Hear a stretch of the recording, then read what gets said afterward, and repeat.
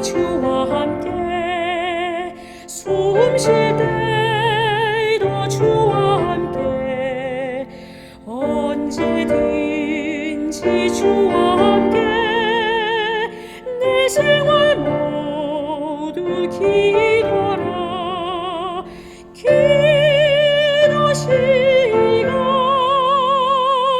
기쁨 넘쳐 하늘의 평화 마음에 차고 생명샘물 솟아나네 무릎 꿇고 기다리면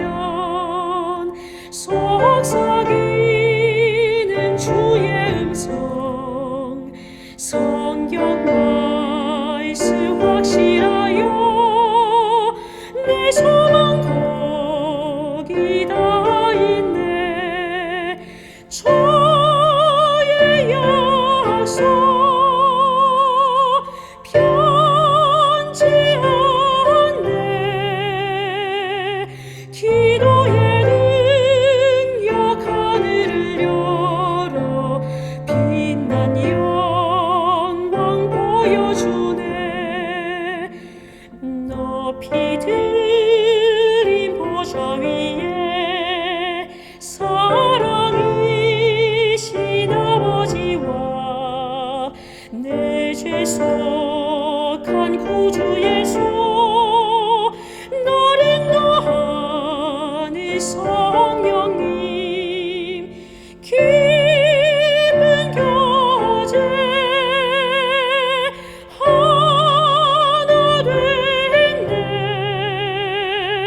하늘의 뜻이 땅에서 이뤄 전국 생활 즐거워라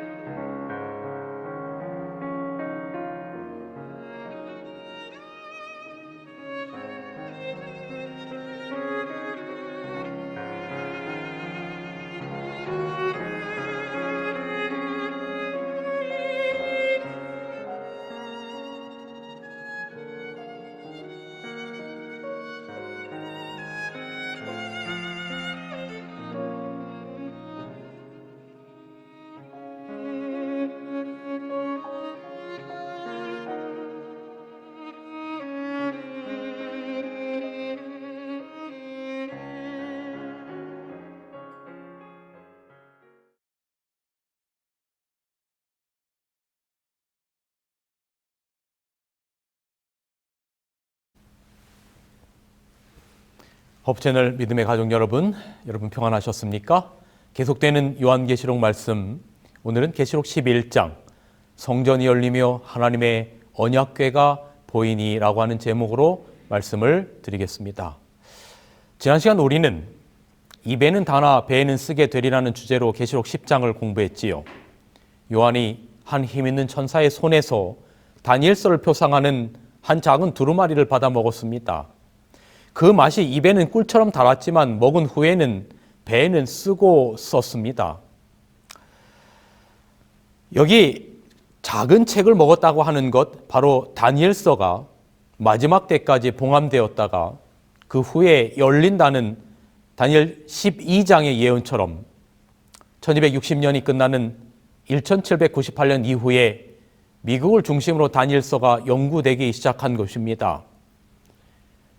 다니엘서를 먹으라는 것은 바로 다니엘서가 연구되고 하나님의 섭리 가운데 이해될 것임을 말한 것입니다.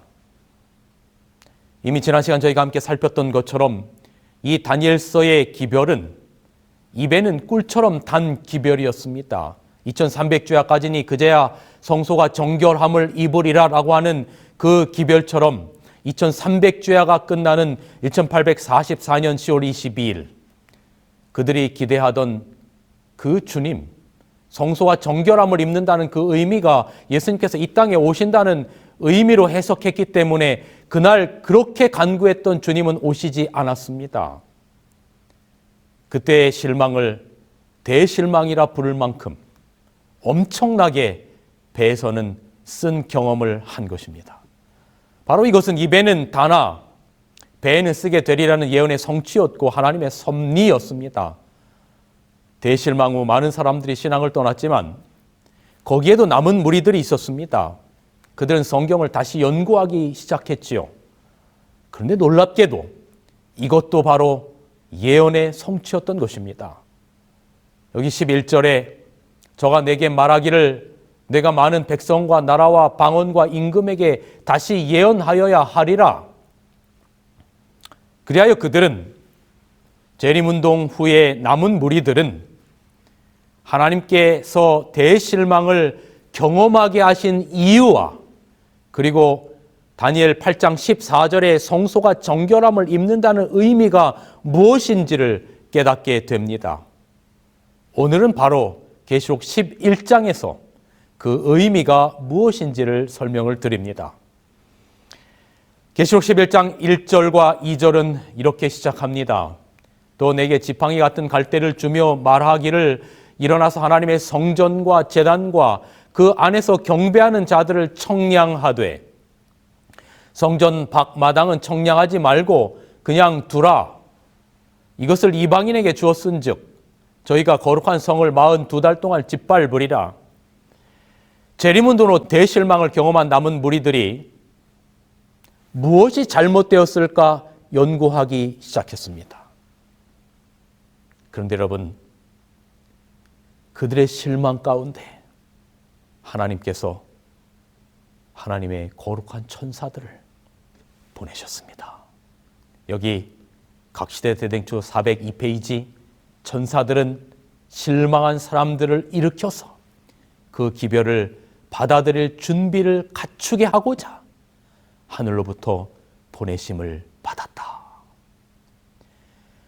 그리고 그 기별을 계시록 11장을 통해서 그들이 깨닫게 됩니다. 다니엘 8장 14절에 2300주야까지니 성소가 정결함을 입으리라는 기별은 그들이 처음에 생각했던 것처럼 예수님의 재림의 기별이 아니고 바로 예수님께서 하늘 지성소 봉사가 시작되었음을 의미함을 깨닫게 되는 것입니다. 오늘 계시록 11장은 요한을 통해서 교회가 위탁받은 기별을 증거하고 있습니다. 바로 하늘 성소 기별입니다.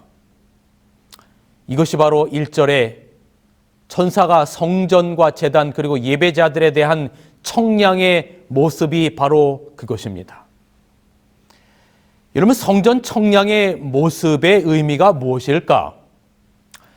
요한계시록과 뗄 수 없는 구약의 기별은 바로 다니엘서와 에스겔서가 대단히 깊은 연관을 맺고 있습니다. 특별히 많은 표상들이 에스겔서에 기록되어 있는데 성전 청량에 대한 이야기가 에스겔서 39장 25절부터 42장까지 꽤 긴 내용에 대하여 그 의미가 기록되어 있습니다. 짧게만 보면 에스겔 40장 5절에 보면 그 사람의 손에 청량하는 장대를 잡았다. 그리고 그 담을 청량하니 두께가 한 장이다. 에스겔 40장 6절에 그가 동양왕 문에 이르러 층계에 올라 그 문통을 청량하였다. 8절에 안문의 현관을 청량하였다. 9절에 또 안문의 현관을 또 청량하였다. 에스겔 42장 20절에 그가 이와 같이 그 사방을 청량하니 그 사방 담 안마당의 장과 광이 500척씩이라. 그 담은 거룩한 것과 속된 것을 구별하는 것이더라. 여러분, 여기 에스겔 38장부터 42장까지 성전을 청량하는 이야기가 나와요.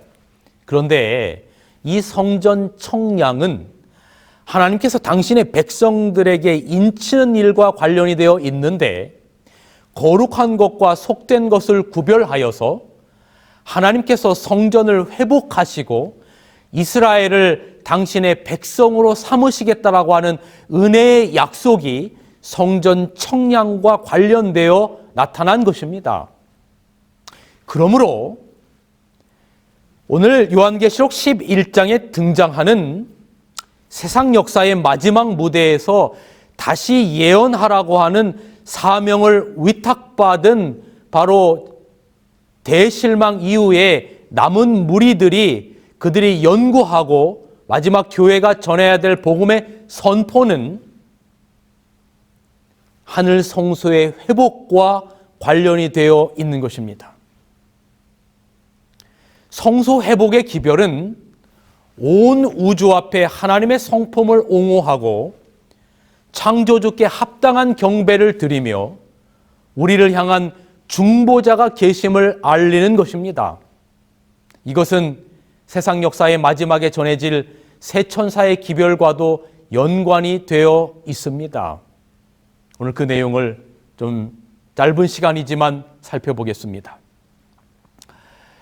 요한계시록 11장을 시작하면서 다시 예언하여야 된다라고 하는 그 기별이 성전 청량의 기별, 다시 말하면 하늘 성소의 회복과 하나님의 백성들을 회복하는 일과 관련이 되어 있고, 계시록 11장의 마지막 절인 19절에는 역시 하늘 성소의 이야기가 기록되어 있습니다. 계시록 11장 19절, 이에 하늘에 있는 하나님의 성전이 열리니 성전 안에 하나님의 언약궤가 보였다. 2300주야가 끝나는 1844년 10월 22일 성소가 정결하리라고 하는 다니엘 8장 14절의 예언은 예수님의 재림을 기다리던 사람들이 생각했던 것처럼 예수님의 재림에 대한 이야기가 아니라 바로 재림 전 하늘 성소와 관련된 이야기임을 그들이 다시금 예언하여야 하리라고 하는 기별처럼 깨닫게 된 것입니다. 여러분, 성소가 정결케 된다. 이 이야기를 우리가 이해하기 위해서는 짧게라도 구약의 대속죄일의 대속죄 봉사에 대한 일을 우리는 잠시 이해해야 합니다. 구약의 제사 제도에서 1년 동안 지성소가 열렸던 때는 유대력 7월 10일 대속죄일밖에는 없었습니다. 대제사장이 그때만 하나님의 거룩한 쉐키나의 영광이 거하는 지성소에 들어가 하나님의 이름을 진실되이 불러온 모든 이스라엘 백성들의 죄를 도말하는 때가 바로 이 대속죄일이었습니다. 그래서 1844년 10월 22일에 예수 그리스도께서 속죄의 마지막 사업을 마치기 위하여 하늘 지성소로 들어가셨기 때문에 계시록 11장 마지막 절에는 하나님의 성전이 열리며 그 안에 하나님의 언약궤가 보였다고 말한 것입니다. 이 부분에 대하여 여기 영감의 글에는 이렇게 기록하고 있습니다. 하늘에 있는 하나님의 성전이 열리고 그의 언약궤가 성전에서 보였다라고 하는 말은 2300주야의 끝인 1844년에 그리스도께서 속죄의 마지막 사업을 마치기 위하여 그리로 들어가심으로 하늘의 성소에 있는 지성소가 열리는 것을 가리킨다라고 기록하고 있습니다. 여러분, 여기 예수님께서 지성소로 들어가신 그 이유에 대하여 대단히 중요한 표현을 쓰고 있는데, 속죄의 마지막 사업을 마치기 위하여라고 하는 표현이 있습니다. 도대체 예수님의 십자가 사역으로 말미암아 십자가에서 속죄가 다 끝났지 속죄의 마지막 사업이라는 게 도대체 무슨 이야기인가? 이 의미를 잠시 좀 살피겠습니다. 여러분, 우리가 죄인이 구원을 얻는 그 과정을 우리는 구속이라고도 말할 수 있고 혹은 속죄라고도 말할 수 있는데, 그 구속, 속죄에 3중 단계가 있음을, 그것이 성서적임을 우리는 성경을 통해서 볼 수 있습니다. 첫 번째는 죄인이었다가 예수 그리스도의 보혈을 영접하고 예수 그리스도를 영접하고 하나님의 자녀가 되는 칭의의 단계입니다. 저는 이것을 죄인이 예수님과의 만남의 단계다라고 설명을 하고 싶습니다. 에베소서 2장 8절에 보면 너희가 그 은혜를 인하여 믿음으로 말미암아 구원을 얻었나니 이것이 너희에게서 난 것이 아니요 하나님의 선물이라 그랬어요. 죄인인 우리가 구원을 받는 첫 번째 단계는 예수 그리스도를 영접하고 그분의 속죄의 공로를 우리가 받아들일 때 우리가 하나님의 자녀가 되는 칭의의 경험을 하는 것입니다. 이것이 속죄의 첫 번째 단계라고 볼 수가 있겠습니다. 마치 남녀가 결혼을 하면, 제가 저희 아내와 결혼을 했을 때 하고 나서 저의 아내를 저의 호적의 아내로 올리게 되는 것처럼, 미국에서는 남녀가 결혼을 하면 저희 아내는 박씨고 제가 유씨인데 결혼을 하자마자 미세스 유가 되는 것처럼, 우리가 사단의 백성에서 예수 그리스도를 영접하고 침례를 받고 의롭다고 선언이 된과 동시에 우리의 이름이 하늘 생명책에 기록되고 우리는 하나님의 자녀가 되는 것입니다. 그런데 남녀가 결혼해서 결혼하자 해서 호적이 남편의 이름에 올랐다 해서 모든 것들이, 모든 문화들이 한꺼번에 다 이 남편과 하나가 되는 것이 아니죠. 여전히 결혼 전에 많은 습성들이 있지만 오랜 시간이 지나면서 이 남편과 아내가 하나가 되어 가는 것처럼 예수 그리스도를 영접하고 의롭다고 칭함을 받았다고 해서 우리의 과거의 모든 죄된 습관들이 하루아침에 사라지고 하나님의 자녀로 거룩하게 우리의 삶이 완전히 바뀌느냐? 그렇지 않다는 것입니다. 그래서 우리가 예수 그리스도를 영접하고 점점점 하나님의 성품을 닮아가는 두 번째의 과정을 우리는 성화라고 말합니다. 저는 이것을 예수님과의 교제라고 생각합니다. 그래서 여기 보면 빌립보서 2장 12절에는 이렇게 기록합니다. 그러므로 나의 사랑하는 자들아, 너희가 나 있을 때뿐 아니라 더욱 지금 나 없을 때에도 항상 복종하여 두렵고 떨림으로 너의 구원을 이루라라고 말했어요. 아니, 우리의 구원은 예수 그리스도의 은혜로 받는 것인데, 우리가 그분을 믿을 때 믿음으로 받는 것인데, 너희의 구원을 이루라고 하는 이 표현이 무엇일까? 이것은 예수 그리스도로 말미암아 우리가 구원을 받고 주님과 교제하며 살아가면서 점점점 주님 성품을 닮아가는 백성으로 변화되어 가는 것을 나타내는 것이라고 이해할 수 있을 것입니다.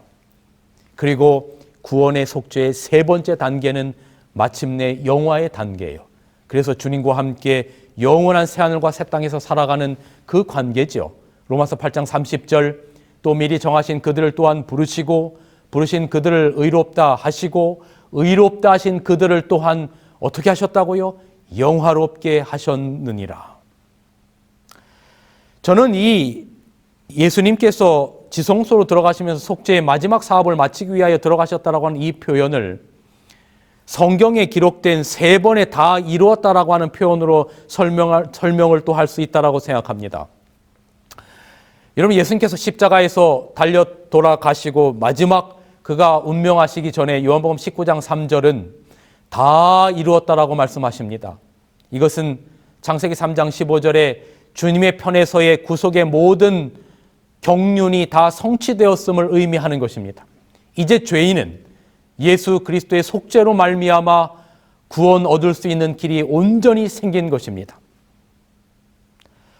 십자가에서 이루신 속죄가 우리의 구원을 이루기에 전혀 부족함이 없습니다. 그러나 문제는 예수님께서 십자가에서 이루신 그 속죄를 과연 나의 것으로 받아들이느냐 아니느냐의 문제는 예수님께서 하실 일이 아니라 바로 여러분과 제가 해야 될 일인 것입니다. 마치 엄마가 자식을 위하여 밥을 잘 준비했지만 그것을 먹고 씹고 소화시키고 하는 것은 내가 해야 되는 것처럼 십자가에서 100% 이루신 그 구속의 경륜을 이제 나의 것으로 받아들여야 될 필요가 있는 것입니다. 그래서 그것이 나의 것으로 다 받아들여졌다라고 하는 예수 그리스도의 이름을 부른 자들이 예수님의 속죄의 공로를 받아들였다라고 하는 바로 그 선언이 요한계시록 16장 17절에 나타난 두 번째 다 이루었다라고 하는 선언이 되는 것입니다. 이것은 예수님 재림 직전에 7장이 맞춰지면서 재림전 심판이 종료될 때, 은혜의 기간이 종료될 때 선언될 다 이루었다라고 하는 선포가 될 것입니다. 그리고 마지막 요한계시록 21장 6절에 우리의 모든 구속사가 속죄의 사역이 구원받은 자들이 하늘에 가서 우리가 영원토록 주님을 찬양하면서 하나님께서 선포하실 계시록 21장 6절에 다 이루었도다라고 하는 선언이 마치는 것이 모든 구속의 과정의 마지막 완성이 이루어지는 정점이 되는 주님의 선포가 될 것입니다. 그래서 예수님께서 이 재림전 심판이라고 하는 것은 바로 하늘 지성소에 들어가셔서 우리가 하나님의 백성이라고 부르는 자들을 주님께서 심판하시는 그 광경에 해당하는 이야기라고 이해할 수 있는 것입니다. 그런데 여러분, 재림전 심판은 하나님의 백성이라고 칭하는 사람들에게만 해당되는 것입니다. 다시 말하면 구원의 첫 번째 단계인 칭의를 경험한 사람들에게 해당되는 것이 바로 재림전 심판입니다. 계시록 11장 2절은 성전 밖마당은 청량하지 말라라고 말씀하셨어요. 이 성전 밖마당은 청량하지 말라는 이 말씀의 의미가 무엇인가 하면 여러분 그 다음 말씀을 보시기 바랍니다. 상징적 의식에는 죄를 회개하고 고백함으로 하나님 앞에 나온 사람들, 곧 그들의 죄가 속죄 제물의 피를 통하여 성소로 옮겨진 자들만이 대속죄의 봉사에 참여할 수 있었다. 이 말은 구약의 이스라엘 백성들의 이 성소 봉사의 내용 가운데 매일매일 daily sacrifices, 그러니까 상번제 아침 저녁으로 지은 죄를 양에게 전가함으로 양의 피를 바로 성소에 옮기는 일을 통하여 매일매일의 죄를 용서받은 그 사람들만이 7월 10일 대속죄일 봉사에 참여할 수 있었던 것입니다. 그와 마찬가지로 세상 역사의 마지막에 하늘 성소에서 있는 그 속죄의 최종적인 속죄와 조사 심판의 큰 날에도 하나님의 백성이라고 공언하는 사람들의 경우만을 다루게 된다는 것입니다. 악인들의 심판은 완전히 구별되어서 그것은 그 후에 이제 예수님 재림하시고 천년기 동안 집행될 것이죠. 여러분, 여기 또 다른 여기 investigative judgment라고 하는 이 조사 심판에 대한 이야기를 여기 기록된 이 백과사전의 이야기를 보십시오. 이 같은 시작 단계는 조사 심판이라 불리는데 이는 이 단계가 그리스도 안에서의 구원을 받아들였음을 고백한 적이 있으며, 다시 말하면 칭의를 경험했으며, 또한 그 결과로 그 이름이 어린 양의 생명책에 기록된 모든 사람들의 삶의 기록을 조사하는 단계이기 때문이다 기록하고 있어요. 재림전 조사 심판은 하나님의 자녀라고 불리워진 자들만 심판을 하게 됩니다. 그런 그 심판에서의 조사의 시점이 여러분 현재 상태가 아닌 출생 시점서부터 시작된 그의 전생애입니다. 다시 말하면 예수님께서 1844년 10월 22일 하늘 지성소에 들어가셔서 마지막 속죄의 단계를 이루시기 위하여 들어가신 그 조사 심판은 예수 그리스도의 이름을 부른 오늘 이 방송을 보시는 여러분과 이 유창종의 삶을 심판하는 것이라는 건데, 그 심판의 시점이 지금 시점이 아니라 저의 출생의 시점부터 저의 전생애의 시점이 될 것이라는 것입니다. 따라서 무죄 선고를 받기 위해서는 여기 유창종의 전생애가 완전해야만 합니다. 달리 말해서 저의 출생서부터 제가 심판을 받는 그 순간에 이르기까지 하나님의 율법 앞에 죄 없는 완전한 삶이어야 한다는 말입니다. 그런데 여러분, 그런 사람이 있습니까? 제가 제 자신을 보면 정말 너무나 부끄러운 사람이에요. 하나님의 율법 앞에, 온 우주 앞에 저의 죄가 드러난다면 여러분, 저는 결단코 구원받을 수 있는 백성이 되지 못합니다. 그런데 여러분, 이것이 저만의 문제일까요? 성경 로마서에는 세상에 의인은 없나니 한 사람도 없다고 했잖아요. 의인은 누구밖에 없어요? 이에 바로 그리스도 외에는, 예수 그리스도 외에는 그 누구도 자신의 의로 무죄하다는 선언을 받을 사람은 없는 겁니다. 다시 말씀드립니다. 그리스도 외에는 누구도 자신의 의로 무죄하다는 선언을 받을 사람은 없는 겁니다. 그렇다면 우리는 소망이 없는 것인가? 아니에요. 방법이 있어요. 그 방법이 우리 편에 없기 때문에 하나님께서 구원받을 방법을 마련하신 거예요. 그게 바로 뭐냐면 예수 그리스도 안에 거하는 것입니다. 그분의 속죄의 보혈 안에 거하는 겁니다. 그분 안에 거할 때, 왜냐하면 정죄함이 없기 때문에 그렇습니다. 로마서 8장 1절, 그리스도 예수 안에 있는 자에게는 결코 정죄함이 없느니라. 아멘. 그러므로 재림전 심판에서 실제로 조사되는 것은 심판의 대상이 되는 유창종의 삶의 행적 하나하나, 나의 죄 하나하나를 들추어내는 것이 아니라 재림전 심판에서 실제로 조사되는 것은 정말로 유창종이 진정으로 예수 그리스도를 개인의 구주로 받아들이고 그분의 용서하시는 속죄의 보혈을 받아들였느냐 아니냐 하는 것을 조사하는 것입니다. 그래서 정말로 예수 그리스도를 주님께서 십자가에서 온전히 다 이루신 그 구속의 사역을 나의 것으로 받아들인 자들에게 보혈에 의해 두루마리를 입히시고 하늘 법정에서 무죄 판결을 받고 사단의 고소 앞에, 온 우주 앞에서 유창종이 하나님의 자녀임을 확정하는 그 마지막 사역, 그것을 위해서 예수님께서 2300주야가 끝나는 1844년 하늘 지성소로 들어가셨다는 것을 재림운동 실망 후에 남은 무리들이 바로 성령의 영광 가운데 깨우치게 된 기별이 되는 것입니다. 여러분, 여기 말씀 보십시오. 참된 회개와 더불어 믿음으로 그리스도가 흘리신 속죄 희생의 피의 공로를 주장하는 사람은 이미 용서를 받았다.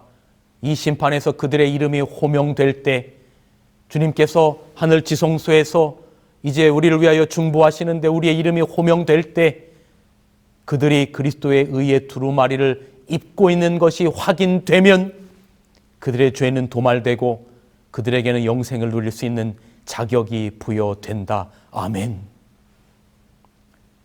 그렇다면 여러분, 우리는 궁금합니다. 도대체 조사심판이 필요한 이유가 무엇입니까? 아니, 전지전능하신 하나님께서 여기 유창종이 예수님을 정말로 받아들였는지 안 받아들였는지를 꼭 무슨 세상 법정처럼 조사해야만 알 수 있단 말입니까? 전능하신 하나님께서 우리가 예수 그리스도를 진심으로 받아들였는지 안 받아들였는지를 모른단 말입니까? 아시죠? 그렇다면 도대체 재림전 심판이 필요한 이유가 무엇입니까? 여러분, 이 심판은 하나님을 위하여 행해지는 심판이 아닙니다. 하나님께서 누가 정말로 예수 그리스도를 받아들여서 구원받을 사람인지 아니면 그 속죄의 보혈을 거절해서 멸망받을 사람인지를 몰라서 하나님께서 그것을 깨우치려고 공부하는 심판이 아닙니다. 그분은 다 알고 계십니다. 이 심판은 사단의 비난에 대한 답을 제시하고 타락하지 않은 피조물들에게, 온 우주의 지성적 존재자들에게 사단의 고소가 거짓된 것임을, 그리고 이 죄인이 어떻게 구원받게 되었는지를 온 우주 앞에 확증하는 확증 심판이 되는 것입니다. 왜냐하면 사단은 아버지 하나님, 이 유창종은 죄를 이렇게 많이 지은 죄인인데 내 사람입니다, 나와 함께 멸망받을 사람입니다라고 온 우주 앞에 고소할 때, 맞아, 유창종이 죄인임은 맞지만 나를 받아들이고 나의 속죄의 공로를 의지하였기 때문에 나의 피를 보셔서 아버지, 이 유창종을 용서하여 주십시오. 그리고 나의 보혈의 피를 받아들였기 때문에 그는 의인입니다라고 하는 그 확증을 사단과 온 우주의 지성적 존재자들 앞에서 확증하는 심판, 이것이 바로 우주를 위하여 행해지는 심판, 이것이 바로 조사심판입니다. 이렇게 조사심판이 행해질 때 우리가 그 심판대 앞에 설 수 있는 유일한 길이 무엇입니까? 바로 그리스도의 속죄의 피로 인한 중보입니다. 예수께서 우리의 중보자가 되시는 겁니다. 여러분, 우리가 세상 법정을 생각해 보세요. 죄인인 피의자가 있고 피해자가 있고 판사가 있고 검사가 있고 변호사가 있어요. 검사는 죄인의 죄를 판사 앞에서 낱낱이 밝히는 겁니다. 사단은 우리의 죄를 하나님 앞에서 마치 검사처럼 낱낱이 밝히는 겁니다. 그런데 우리의 변호사, 죄인을 판사 앞에 세상 법정도 변호하듯이 여러분, 우리의 변호사 예수 그리스도께서 그분의 속죄의 피로 우리를 중보하시는 겁니다. 하늘 법정의 모습을 스가랴 3장은 그리고 있어요.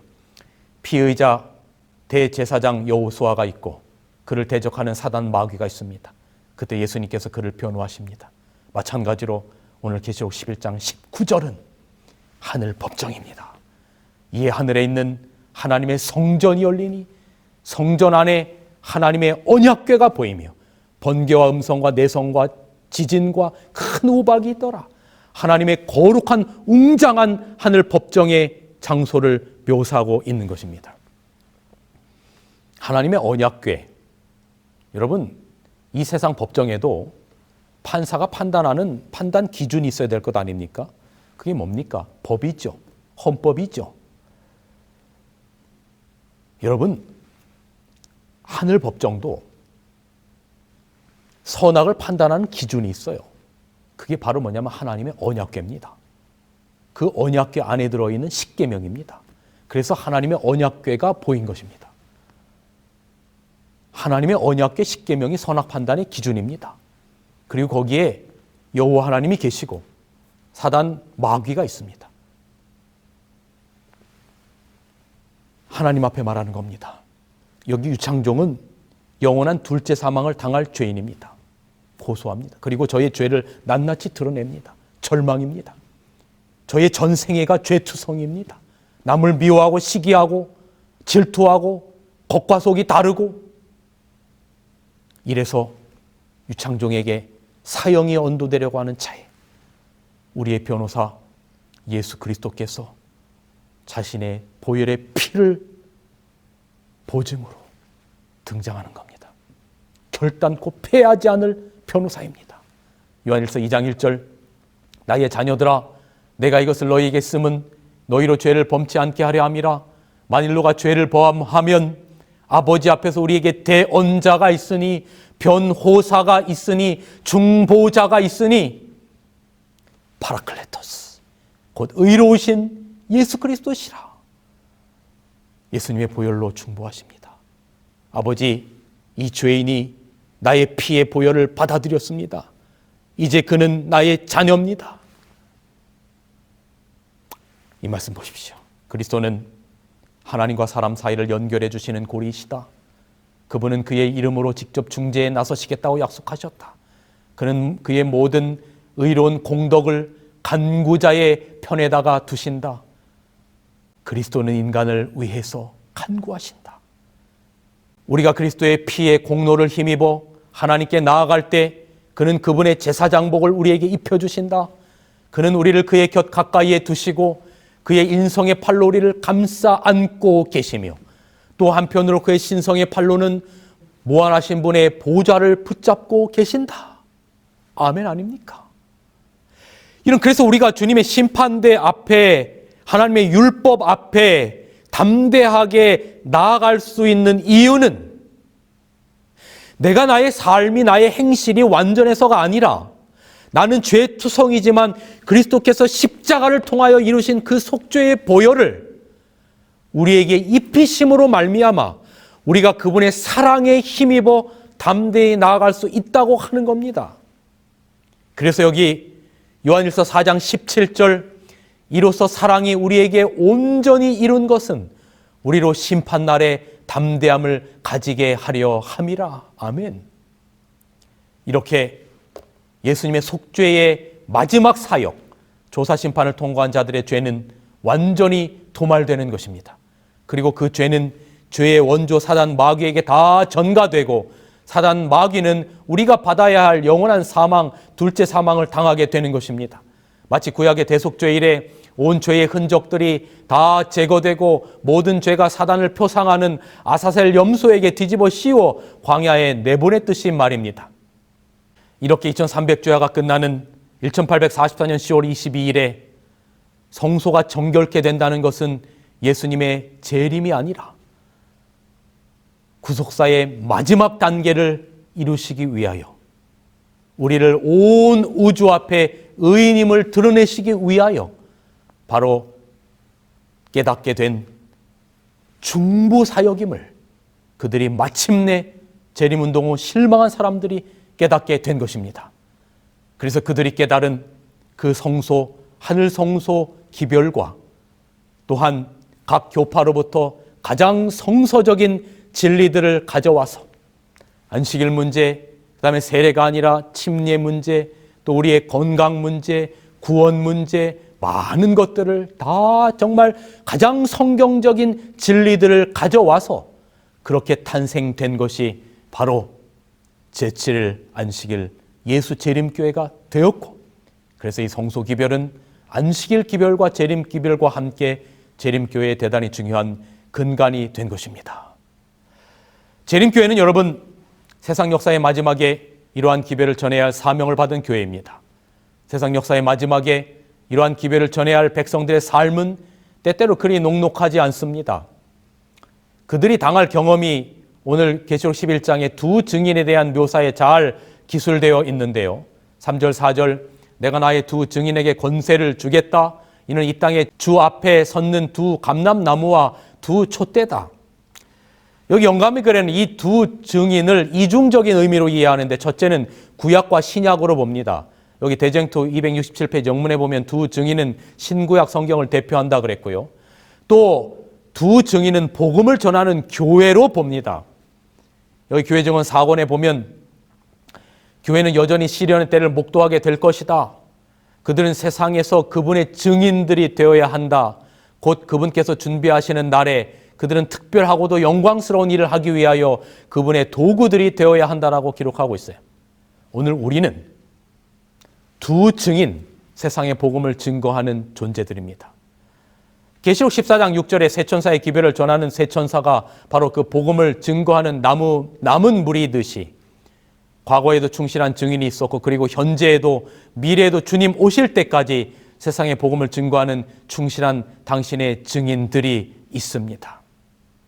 하나님께서는 출애굽 과정에서 모세를, 이스라엘의 큰 배도에서 엘리야를, 그리고 포로 후기에 예루살렘 성전 재건에서 여호수아와 스룹바벨을 사용하신 것처럼 여러분과 저를 세상 역사의 마지막에 두 증인으로 사용해 주시기를 간절히 기도합니다. 그러나 세상에 복음을 증거함에 있어서 우리는 때때로 쓴맛을 경험합니다. 그러나 그 어떤 어려움이 온다 할지라도 주님과 함께 그분을 증거하는 것은 교회의 기본 사명입니다. 여러분, 저는 이제 말씀을 줄이면서 요한이 하나님의 말씀과 예수의 증거로 인하여 pat모섬에 유배되었습니다. 거칠고 황량한 섬에 홀로 버려진 바 된 정말로 쓰디쓴 경험이었지만 요한은 그곳에서 주님과 깊은 교통을 나누었습니다. 재림운동 대실망 후 정말로 버려진 것 같은 그런 경험이었지만 하늘아버지께서는 그들에게 마지막 세상 역사에 이루어지고 있는 속죄의 그 마지막 국면을 깨닫게 하시고 그들에게 사명을 주셨습니다. 오늘 우리도 그럴 것입니다. 세상 역사에 전해져야 될 사명을 위하여 두 증인의 삶을 살아가는 여러분과 저의 삶 속에서 주님은 우리를 결단코 버려두지 아니할 것입니다. 우리 주님 영광 가운데 이 땅에 오실 날 그렇게 멀지 않았습니다. 마침내 우리 주님 영광 가운데 이 땅에 오시는 그날 그 아침, 여러분과 저는 충성된 종으로 살다가 우리 주님 앞에 잘하였도다 착하고 충성된 종아라고 하는 이야기를 들을 수 있는 귀한 백성이 되시기를 간절히 바랍니다. 말씀을 줄이겠습니다.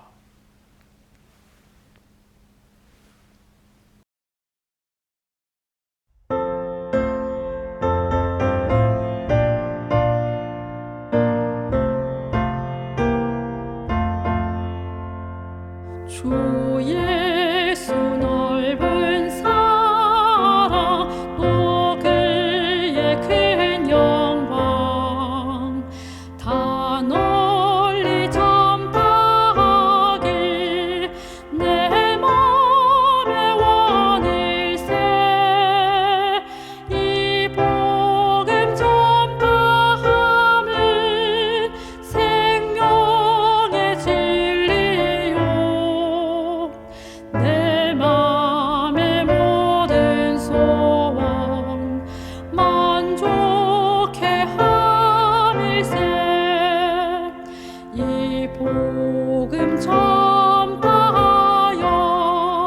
그 사랑 알게 하고 온 세상 구원하길 내 평생 원일세 이 복음 전할 때에 큰 기쁨 넘치는 더 널리 전파하길 내 맘의 원일세 주 예수 복된 말씀 날 구원했으니 그 기쁨 참지 못해 이 복음 전하네 이 복음 전파하여 그 사랑 알게 하고 온 세상 구원하길 내 평생 원일세 이 복음 들은 사람 날마다 들어도 새 소식 들음 같이 늘 듣기 원하네 저 천국 영광 주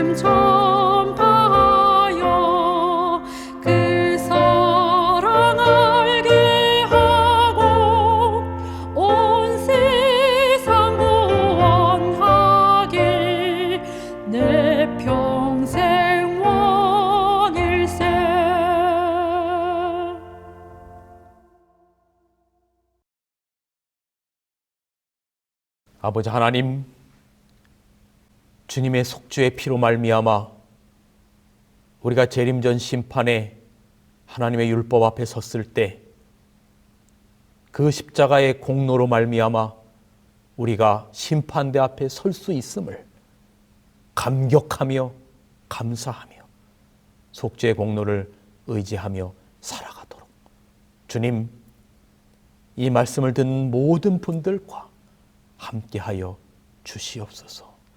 그리스도신 예수님의 이름으로 간절히